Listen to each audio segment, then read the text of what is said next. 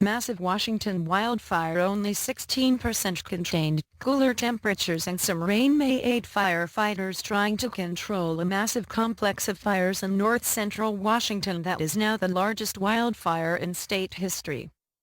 Fire crews made progress Tuesday, with officials estimating the Carlton Complex Fire at 16% contained, up from 2% on Monday. If the weather holds, as it is now, we may have more success today, fire spokesperson Jessica Payne said Tuesday.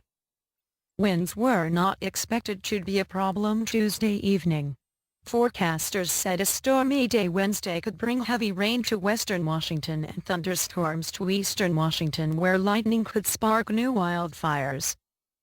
Payne said the weather also brought concerns about the potential for flash flooding as a result of loss of ground vegetation that has been burned away.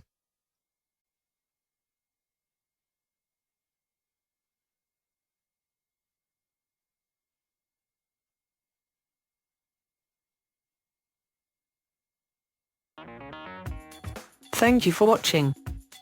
Please subscribe to us on YouTube, Facebook and Twitter. You can visit us on www.therealthingme.webs.com.